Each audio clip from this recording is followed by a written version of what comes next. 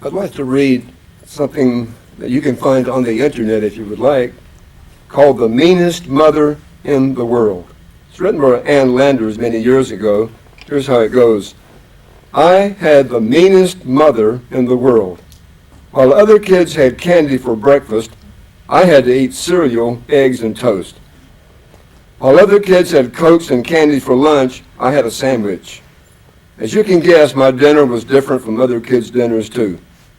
My mother insisted on knowing where we were at all times. You'd think we were on a chain gang or something. She had to know who our friends were and what we were doing. I'm ashamed to admit it, but she actually had the nerve to break the child labor law. She made us work. We had to wash dishes, make the beds, and learn how to cook. That woman must have stayed up awake nights thinking of things for us kids to do. And she always insisted we tell the truth, the whole truth and nothing but the truth. By the time we were teenagers, our life became even more unbearable. None of this tooting the car horn for us to come running. She embarrassed us no end by insisting that the boys come to the door to get us. I forgot to mention that most of our friends were allowed to date at the mature ages of 12 and 13, but our old-fashioned mother refused to let us date until we were 15. She actually raised a bunch of squares. None of us was ever arrested for shoplifting or busted for dope. And who do you think we have to thank for this? You're right, our mean old mother. I'm trying to raise my children to stand a little straighter and taller, and I am secretly tickled to pieces when my children call me mean.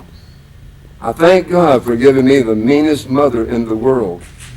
Our country doesn't need a good 5-cent cigar. It needs more mean mothers like mine. Well, you can read that again if you would like on the internet. Just do a search for meanest mother in the world.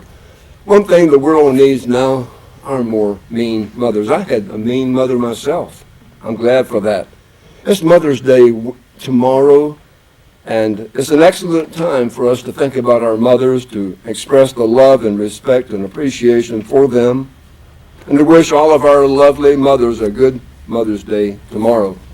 We hope that you will know how much you are loved and appreciated.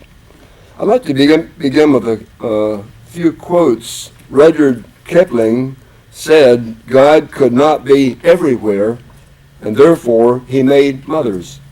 Abraham Lincoln said, all that I am or ever hope to be, I owe to my mother. Victor Hugo said, a mother's arms are made of tenderness, and children sleep soundly in them. Proverbs, we read, a mother is clothed with strength and dignity, laughs without fear of the future. When she speaks, her words are wise, and she gives instructions with kindness. Mothers are so very important to mankind. Many of our problems today could be resolved if we had old-fashioned mean mothers who were there and reared their children. Today we're going to study some wonderful examples of 5 godly mothers in the Bible. So the sermon title is 5 Great Mothers of the Bible. But before we get to them, just want to mention a few or refer to a few of the scriptures about mothers. Of course, we know that the 5th commandment is to honor your father and your mother. Yes, honor your father and your mother. And it doesn't give any conditions on that. It doesn't say if your mother has certain faults and problems that you just don't like, or has mistreated you, or you're not close, don't have a good relationship with your mother.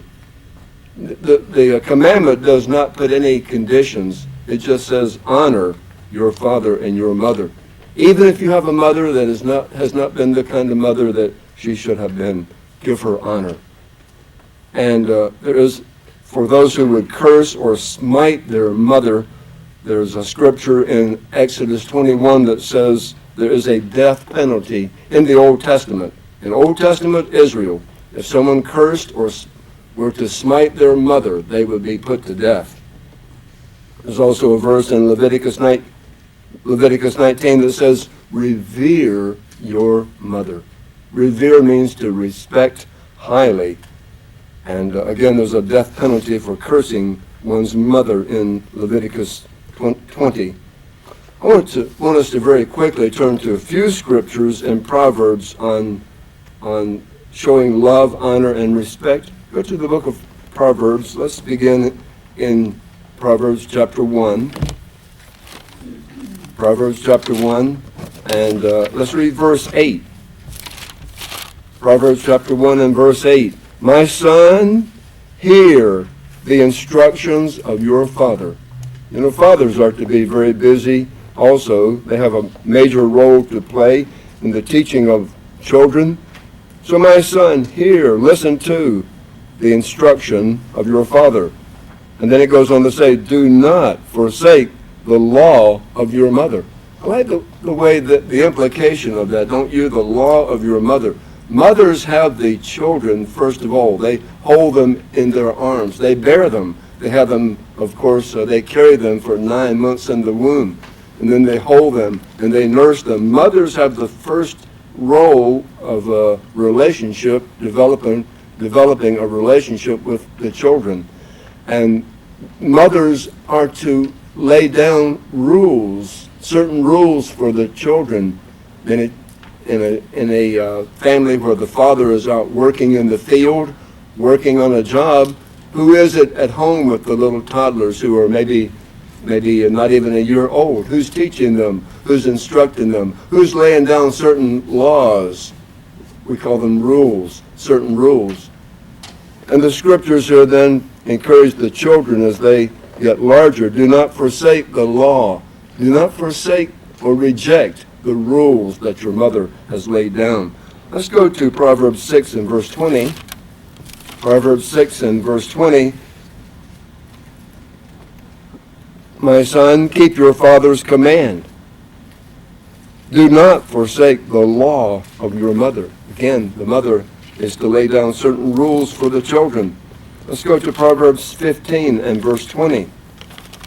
Proverbs 15 and verse 20. A wise son makes a father glad. Children, strive to make your father glad. Be wise. But a foolish man despises his mother. He's rejecting the rules that his mother has taught him when he was small. In Proverbs 23. Proverbs 23 and verse 22. Proverbs 23 and verse 22.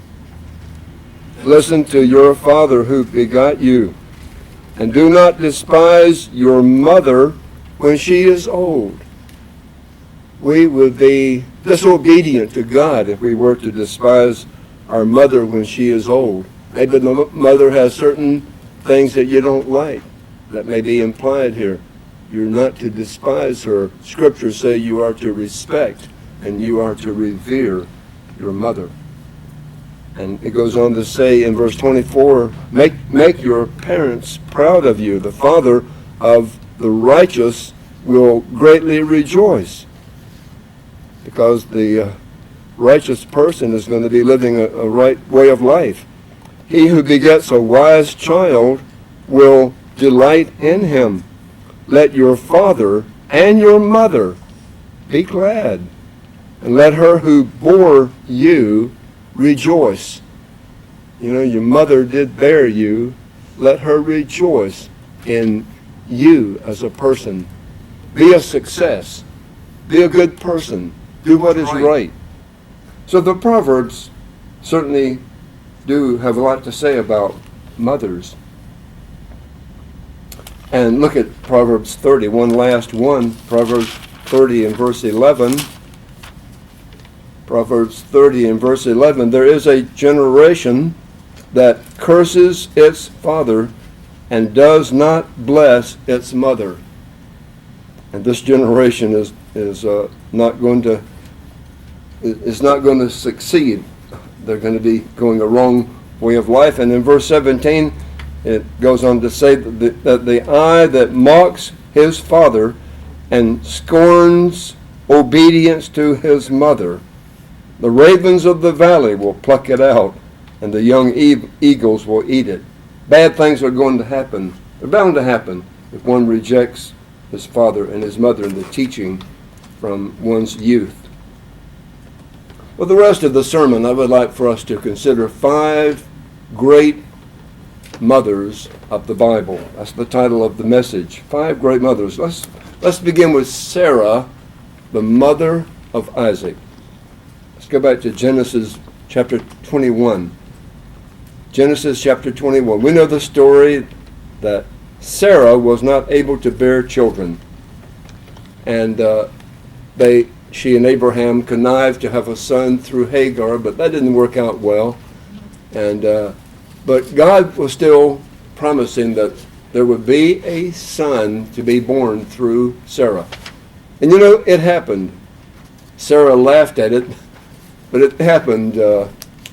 She became expecting, pregnant. When she was 89 years of age. Can you imagine that?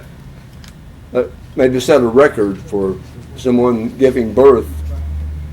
Age 90. She would be 90 years of age when Isaac was born. Let's read about it here in chapter 21 of Genesis, verse 1. The Lord visited Sarah as he had said, and the Lord did for Sarah as he had spoken.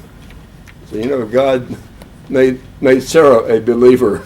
She didn't believe she could have children. God kept promising her that she would have children, and she didn't believe it. But God made her a believer. In verse 2, Sarah conceived and bore Abraham a son in his old age, at the set time of which God had spoken to him. And Abraham called his son that was born to him, whom Sarah bore to him, Isaac. Then Abraham circumcised his son Isaac when he was 8 days old, as God had commanded him. Now Abraham was 100 years old when his son Isaac was born to him. Other verses show that Sarah would have been 90. Verse 6, Sarah said, God has made me laugh, so that all who hear will laugh with me. She also said, who would have said to Abraham that Sarah would nurse children? It was this 90-year-old woman breastfeeding Isaac, nursing Isaac. Who would have said that to Abraham that Sarah would nurse children? For I have borne him a son in his old age.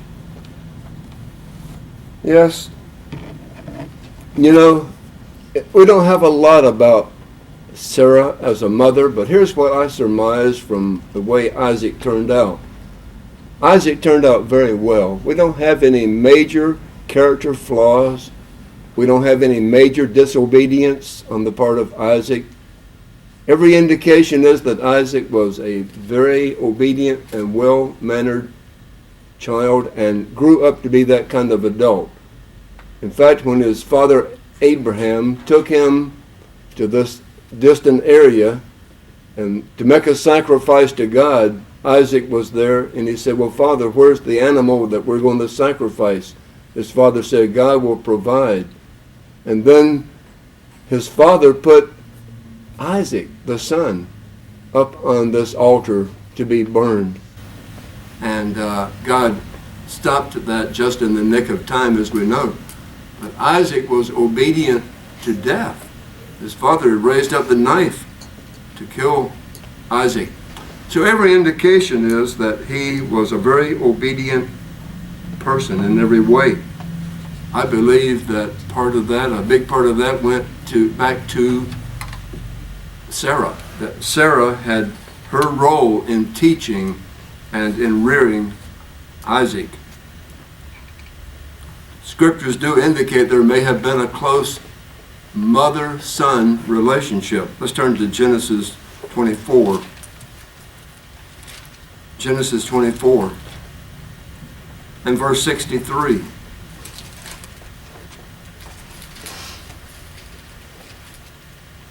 Here, this is after Isaac's mother, Sarah, had died. And when Sarah died, there was such a close mother-son relationship that Isaac took it very hard. Well, the father sent for him to have a wife brought to him, and the servant went and brought back Rebekah. We're familiar with this story. Brought back Rebekah to be a wife for Isaac. And when Rebekah was brought to Isaac, we read about it here in verse 63. Isaac went out to meditate in the field in the evening. He lifted up his eyes and looked, and camels were coming. Rebekah lifted her eyes and saw Isaac. She dismounted from her camel. She said to her servant, "Who is this man?" And the servant said, "It is my master." She took a veil and covered herself. The servant told Isaac all the things he had done. Verse 67, then Isaac brought her into, interestingly, his mother's tent. And he took Rebekah, and she became his wife, and he loved her. So Isaac was comforted after his mother's death. So there's indication here of a very close mother-son relationship between Sarah and Isaac. I believe that Sarah then qualifies very well to be one of the great mothers of the Bible. The second mother of the Bible, great mother of the Bible, is Ruth. Let's go to the book of Ruth, chapter 1. Just read a few verses here about this great woman of the Bible.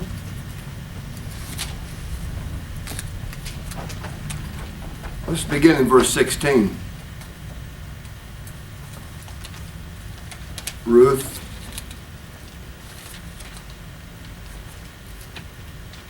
Okay, let me get here where I can, here we go. That little book. Ruth chapter 1 and verse 16. When Ruth lost her husband, they were living in the land of Moab, and she was a Moabite woman, and her mother-in-law was going to, all of them lost their husbands. They were going to go back to the land of Judah, and Ruth would not depart from her mother-in-law, Naomi. In verse 16, Ruth said, and look at these beautiful words of this woman, "Entreat me not to leave you, or turn back from following after you. For wherever you go, I will go, and wherever you lodge, I will lodge. Your people shall be my people, and your God my God. Where you die, I will die, and there will I be buried. And the Lord do so to me, and more also, if anything but death parts you and me." Well, we know the story that they did come on back to the land of Judah, and that Naomi arranges for a near kinsman to raise up children to Ruth's husband who had died. And you can read about that. This near kinsman that she arranged was Boaz. Boaz was actually not the closest near kinsman, but the one that was closest did not want to raise up children for Ruth's husband who was dead. And so Boaz was the one. She came in under the instruction of Naomi and slept at his feet. And he woke up to find this woman there who was asking him to carry out his responsibility of being a redeemer or near kinsman and raise up children. This man was aware of Ruth as a very virtuous woman. In chapter 3 and verse 10, it's an interesting story to read the whole thing, all 4 chapters, if you're not real familiar with the story. In Ruth chapter 3 and verse 10, Boaz said, "Blessed are you of the Lord, my daughter, for you have shown more kindness at the end than at the beginning, in that you did not go after young men, whether poor or rich." She was a virtuous woman. "And now, my daughter, do not fear, I will do for you all that you request, for all the people of my town know that you are a virtuous woman. Now it is true that I am your near kinsman. However, there is a kinsman nearer than I. But when they went to check it out with this kinsman that was nearer than Boaz, he did not want to fulfill his responsibility to raise up children for Ruth. And so Boaz did go on to take Ruth to be his wife. And you can read about this in chapter 4. And so in verse 13, Boaz took Ruth, and she became his wife. And when he went into her, the Lord gave her conception, and she bore a son. And the women said to Naomi, Blessed be the Lord, who has not left you this day without a near kinsman, a redeemer, and may his name be famous in Israel. And may he be to you a restorer of life and a nourisher of your old age. For your daughter-in-law, which would be Ruth, who loves you, who is better to you than 7 sons, has borne him. And Naomi took the child and laid him on her bosom and became a nurse to him. Also the neighbor women gave him a name, saying, There is a son born to Naomi through Ruth. And they called his name Obed. He is the father of Jesse, the father of David. This was the grandfather. They bore the grandfather of David. And we know that the lineage of Christ himself would flow through David on down to Jesus Christ. I believe we can certainly say then that Ruth is one of the great women or mothers of the Bible. The third great mother of the Bible is Hannah. This is one of the most moving stories of all. Let's go to 1 Samuel. I'm there already. How about you, if you've been following these verses? In 1 Samuel chapter 1, you can read about this man who was an Ephraimite. In other words, we believe today, modern day Ephraim is Britain. This is an ancient Brit, an ancient British person. This man had 2 wives. One was, in verse 2, was Hannah, and the other was Peninnah. Peninnah had children, but Hannah did not. Well, they went up to worship year by year, this rival, this other wife, having 2 wives doesn't really work out. This wife that had children ridiculed and put down Hannah. And Hannah came when they went up, she became very depressed. In verse 10, she was in bitterness of soul and prayed to the Lord and wept in anguish. So she was really distressed, really discouraged about not being able to have children. In verse 11, she made a vow and said, O Lord of hosts, if you will indeed look on the affliction of your maidservant and remember me and not forget your maidservant, but give your maidservant a male child, then I will give him to the Lord all the days of his life, and no razor shall come upon his head. Well, it happened as she continued praying before the Lord that Eli, who was the priest, was watching her. Hannah spoke in her heart. Her lips were moving, but no words were coming out, only her lips. And Eli, the priest, thought she was drunk and said, How long will you be drunk? Put your wine away from you. Hannah answered and said to him, No, my Lord, I am a woman of sorrowful spirit. I have drunk neither wine nor intoxicating drink, but have poured out my soul before the Lord. And here was a beautiful attitude of this woman, Hannah. Do not consider your maidservant a wicked woman, for out of the abundance of my complaint and grief I have spoken until now. Well, Eli realized the situation. He said to Hannah, Go in peace, and the God of Israel grant your petition that you've asked him. And she said, Let your maidservant find favor in your sight. And so the woman, Hannah, went her way and ate, and her face was no longer sad. Well, guess what? They went back home, And verse 20, it came to pass in the process of time that Hannah conceived and bore a son and called his name Samuel. We're reading here about the mother of Samuel, one of the great prophets of Israel. And so he went to the house of the Lord, the Elkanah, verse 21, but Hannah did not go up, verse 22, for she said to her husband, I will not go up until the child is weaned. Then I will take him, that he may appear before the Lord and remain there forever. She had vowed to give him to the Lord. She said, I'm going to keep him, though, until he's weaned. Well, normally a child is weaned by, about age 2? So she was going to keep him those first couple of years of his life. Elkanah said in verse 23, do what seems best. Wait until you have weaned him. Only let the Lord establish his word. So the woman stayed and nursed her son until she had weaned him.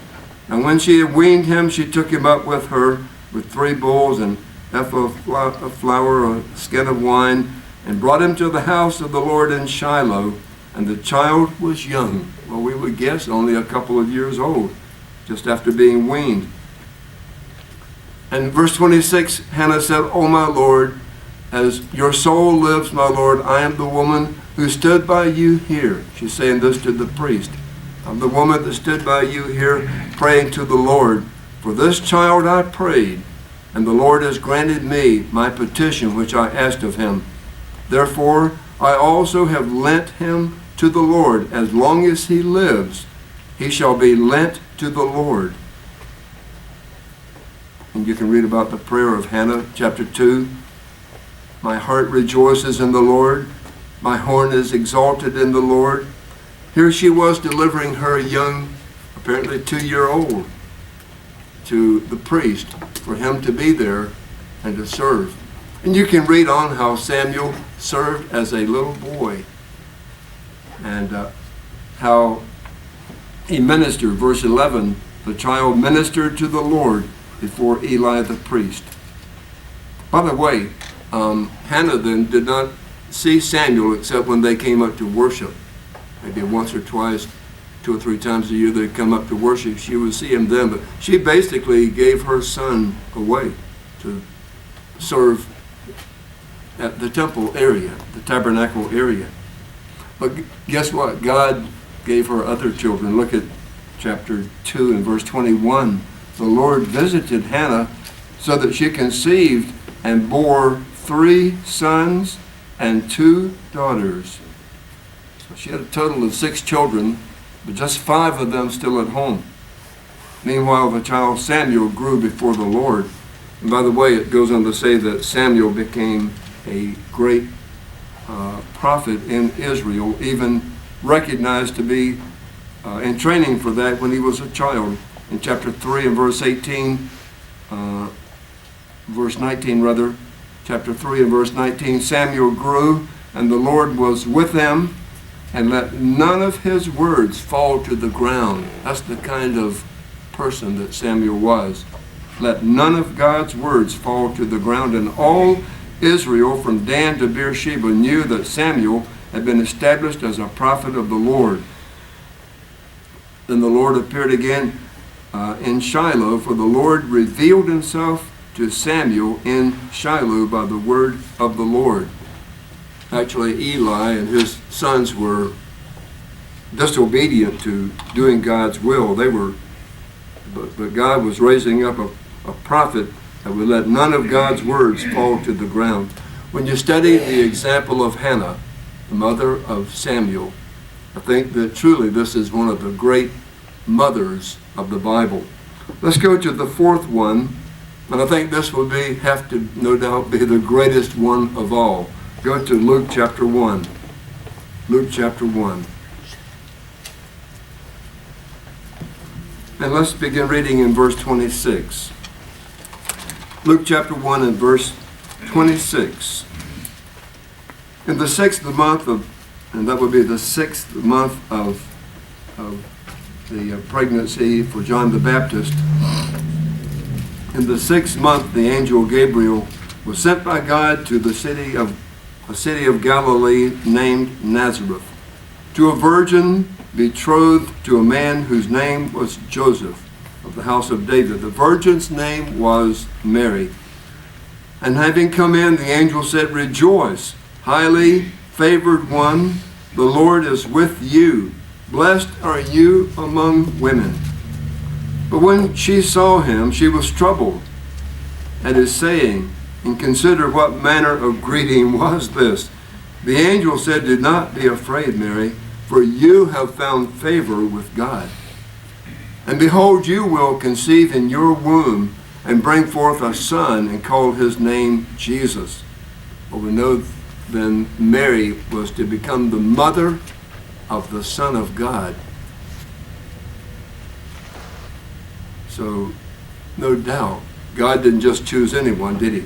To be the mother of his son. You will bring forth a son and call his name Jesus. He will be great, will be called the Son of the Highest. And the Lord God will give him the throne of his father David. He will reign over the house of Jacob forever, and of his kingdom there will be no end. Mary said to the angels, "How can this be, since I do not know a man? I'm a virgin." The angel said, "The Holy Spirit will come upon you, and the power of the highest will overshadow you. Therefore also that Holy One that's born shall be called the Son of God." There's the mother of the Son of God, Mary. Now indeed, Elizabeth, your relative, also has conceived a son in her old age, and this is now the 6th month for her who was called barren. But with God nothing will be impossible. What kind of woman was this? She knew that she would be accused of fornication, having a child out of wedlock. She was accused of that. Jesus was accused of being born of fornication. He wasn't. He was born of the Spirit of God. What kind of woman was Mary? What kind of mother would she be?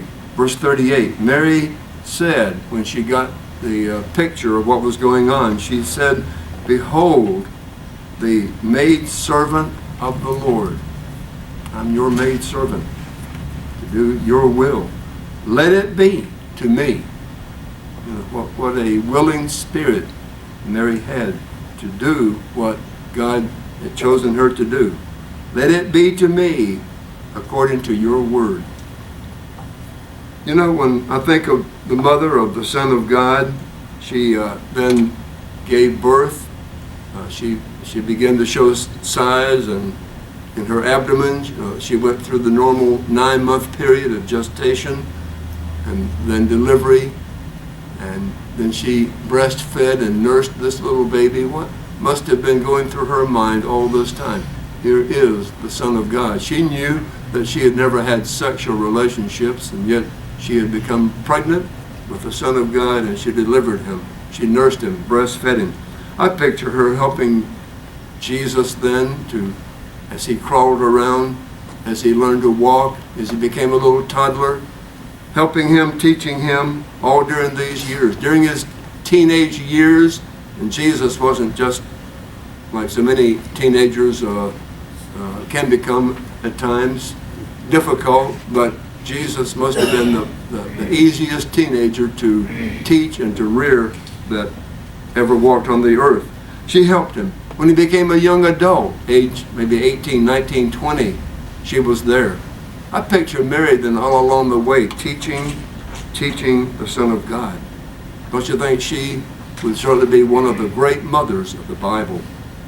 The last great mother of the Bible that we will cover, there are others that we will not have time to cover, but would be Eunice. Who was Eunice? E-U-N-I-C-E. Let's go to 2 Timothy chapter 1. 2 Timothy chapter 1 and verse 5. Paul writes to Timothy, "When I called to remembrance the genuine faith that is in you," right into Timothy here, "which dwelt first in your grandmother Lois and your mother Eunice." Timothy's mother's name was Eunice. So Paul goes on to say, "I am persuaded is in you also." I picture Timothy being taught actually by his mother and by his grandmother. Timothy was a third generation then, wasn't he? His grandmother, his mother. He was a third generation in the truth, in the church. But he'd been taught as a child. I picture his mother teaching him God's way, just like many of our parents in the church, hopefully all, are striving to teach their children the Bible. I've encouraged our parents, don't let your children grow up to be Bible illiterates. Teach them the scriptures. Teach them stories in the Bible. Talk about them often so that they are not Bible illiterates. In 2 Timothy chapter 3 and verse 14, notice, as for you, continue. Paul was writing here to Timothy. As for you, Timothy, continue in the things which you have learned and been assured of, knowing from whom you have learned them, and that from his childhood, you have known the Holy Scriptures, which are able to make you wise for salvation. So, from his childhood, who had taught him from his childhood? Eunice. So I picture Eunice as being one of the great mothers of the Bible. So my time is running out, but 5 great mothers of the Bible. Sarah, mother of Isaac. Ruth, the mother of Obed, David's grandfather, and by extension, ancestry of Christ. Hannah, the mother of Samuel. Mary, the mother of the Son of God. And Eunice, the mother of Timothy. I think we could mention others. I believe Rebecca, even though Rebecca had her shortcomings, was a great teacher for Jacob. Rachel, a great teacher. She was the mother of Joseph and Benjamin. Jochebed, who's Jochebed? Mother of Moses. She loved that little beautiful, handsome child. He was a beautiful child. She kept him 3 months, but it was against the law. She put him out in the river. It worked out that she was able to nurse him and then turn him back to Pharaoh's daughter to be raised. I think Jochebed did the best she could do under the circumstances. Jochebed, the mother of Moses. Many other great mothers could be found in the Bible. I'd like for us to conclude by reading from Proverbs 31. Proverbs 31. We often think of this as being about the Proverbs 31 wife, but I'd like for us to also consider this as a Proverbs 31 mother, not just a Proverbs 31 wife. For example, we'll begin in verse 10, Proverbs 31 and verse 10. Who can find a virtuous wife that is directed toward the wife and the family? Her worth is far above rubies, and we don't say thank you to virtuous wives and to mothers often enough as we should. Part of her husband safely trusts in her. But I want you to notice in verse 15, the motherhood part of this passage. Verse 15, she also rises while it is yet night and provides food for her household. So that's for her husband and that's for her children. There's more than just the responsibilities or duties of a wife here, but also that for a mother. In verse 21, she's not afraid of snow for her household, for her husband and for her children. Her household is clothed with scarlet. Verse 25, strength and honor are her clothing. She shall rejoice in time to come. She opens her mouth with wisdom, and on her tongue is the law of kindness. She watches over the ways of her household. She's there ruling the house, actually, but under the overall direction of her husband. She watches over the ways of her household, does not eat the bread of idleness. Her children rise up and call her blessed. Her husband also, he praises her. So, I think mothers, let me just say a couple of exhortations could be brought out from this chapter. Number one, it is true that mothers can learn things themselves that they want to strive for, as far as being what kind of mother they want to be. They can learn what kind of mother is a virtuous wife and mother from this chapter. But also we can learn that we should give honor and praise and respect children, and also husbands ought to give praise for children for their mothers, husbands for the mother of his children. So there's exhortation here that we can learn both ways. In verse 30 it goes on to say that charm is beautiful and beauty is vain, but a woman who fears the Lord, a wife, a mother who fears the Lord in the way that is described here, she shall be praised.